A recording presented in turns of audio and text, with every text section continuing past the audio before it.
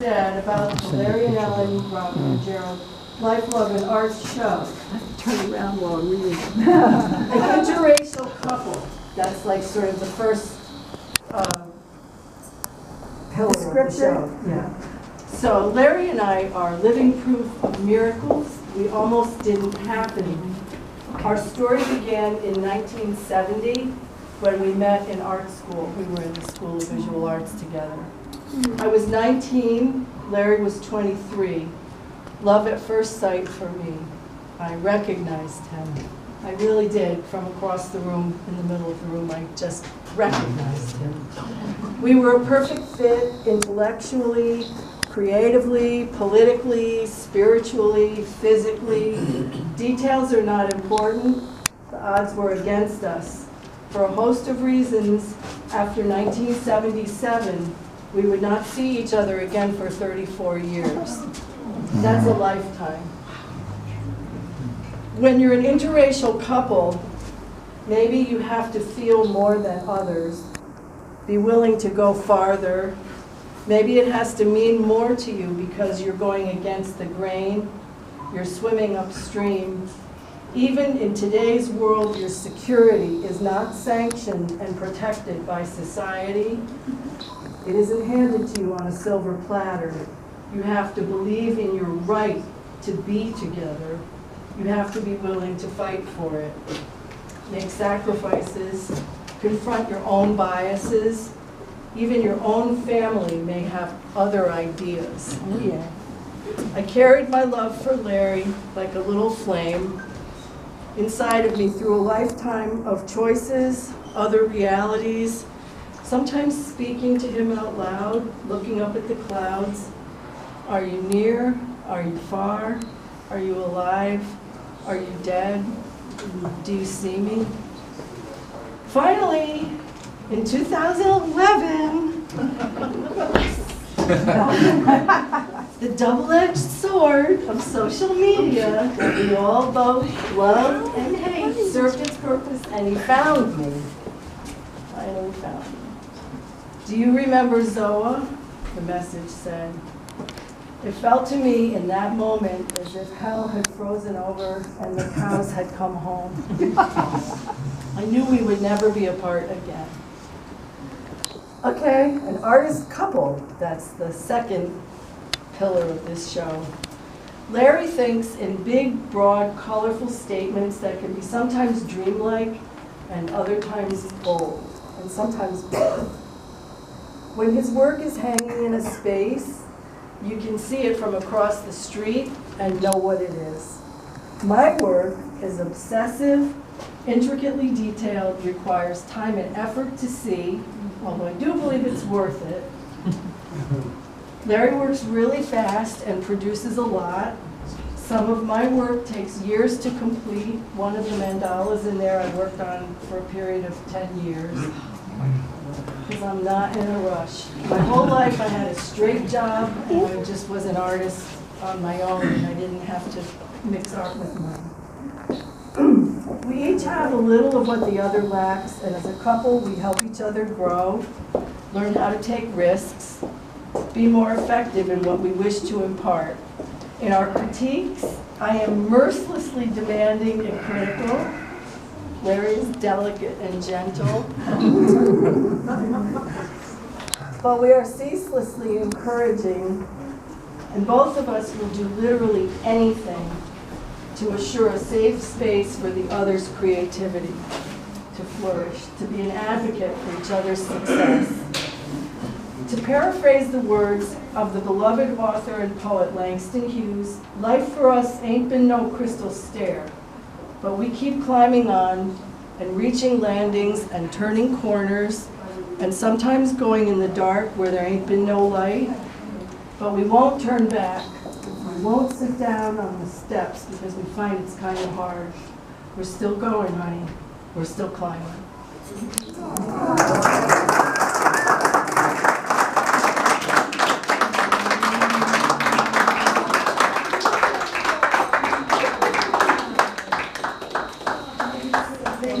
Thank you, thank you. So does anybody have a question for a minute?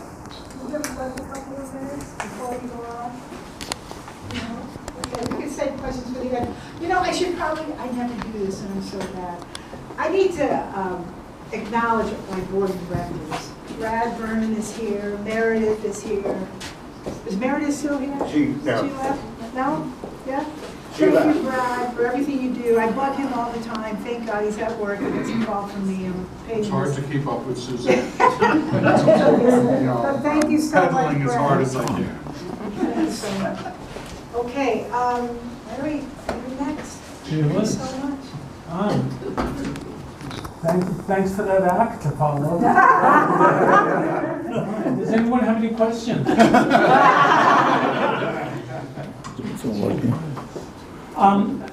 It was a number of months ago, Suzanne approached me, or we had crossed paths, and I was offered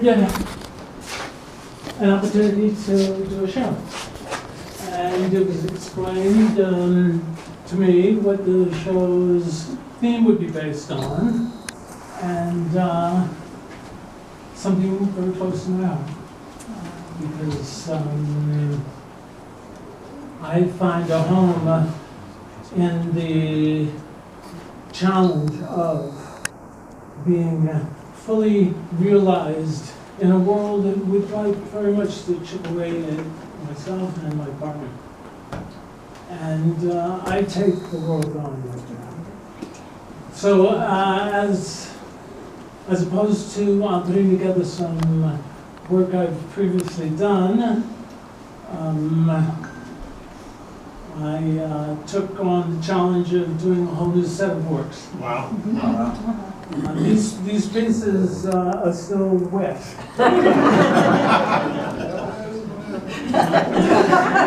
That's funny. Steve, my dear comrade in the producing or materializing the show, a close associate with Suzanne, was hanging some works, and he inadvertently touched one of the pieces and then touched the white wall. And it was like, I know I had informed Steve that. So now he believed me. And luckily we were able to clean it up.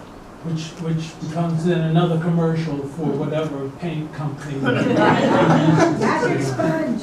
Okay. It's our secret which one it is. But I enjoyed the challenge for myself of materializing or giving birth to, or if I may, to my opposite gender, who really gives birth to miracles. I just give birth to dreams, essentially. And it was a wonderful adventure for me, emotionally and otherwise. But, so what I have here is an extension of the Blackman Reading series with Jimmy Baldwin and Richard Wright. And that seems being very near and close to my heart in that I'm committed to the quest to provide to the world images of black men reading, which are non-existent, essentially. And I feel I'm confident I don't have to necessarily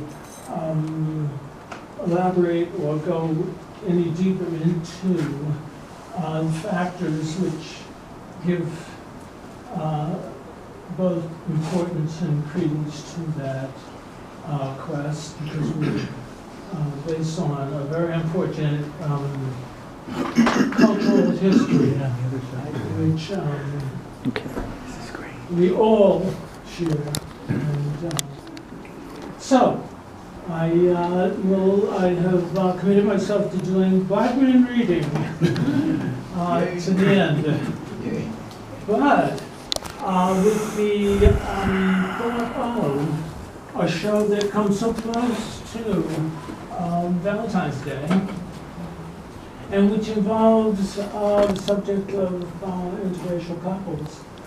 I did a interracial, or let's just say a short series of work based on the characters, let's just say with the imagery of individuals which are consistent with that subject. So what better or more convenient models do I have but myself and Al? And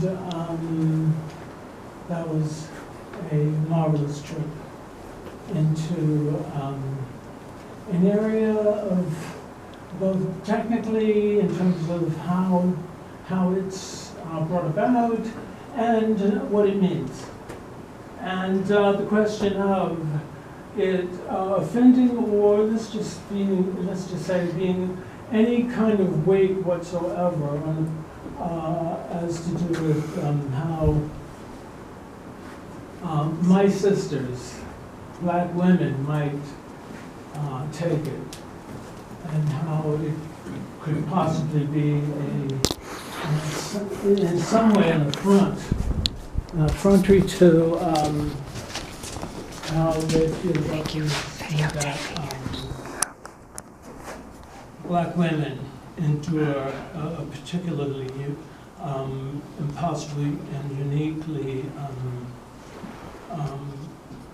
tragic position in our combined societies. And my response to that is, me and the sisters are good. We always were. They always made me feel like Elvis Presley. or should I say Marvin Gaye.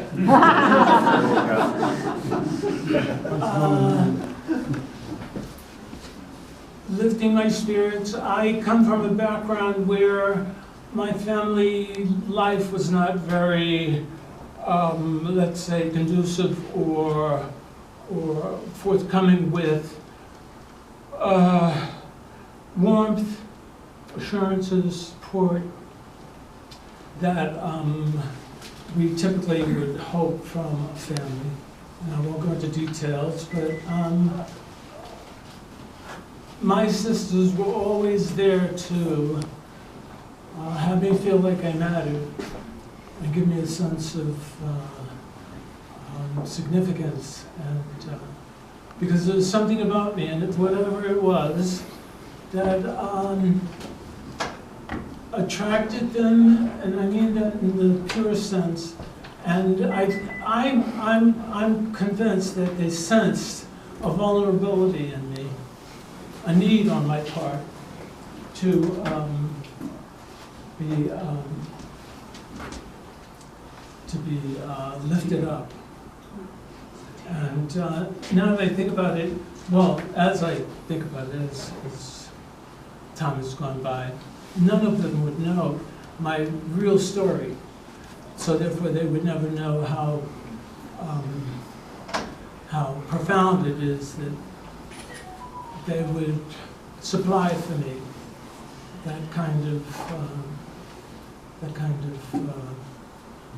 assurance and validation. I can't say it any better than that right now. But as time went by, instead of running to me, they were running from me. That came as a result of, well, 3 men essentially raised me, and as a result, I became very much into the spirit and the energy and the wealth of experiences men could offer me. And so if any potential sister would find me talking with the father and becoming his pal and losing, and as far as she's concerned, all interest in her. And that became not such a appealing thing to her. And and we're not talking just one incident. We're talking numerous. And then, in another sense, my mother had me situated in a social situation where there were certain demands made on potential suitors for families' daughters. In other words, a bourgeois, black bourgeois, we call it, setting where I would have to have something of promise, something of substance in order to entertain or ask for any validated or supported interests of their daughters, that kind of thing. So we're talking a potential desert of reaction to me in a way that I would need. And so I got to the point where,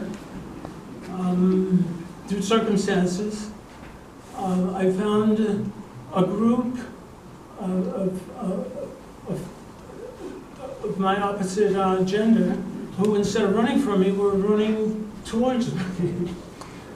And this is a phenomenon that occurs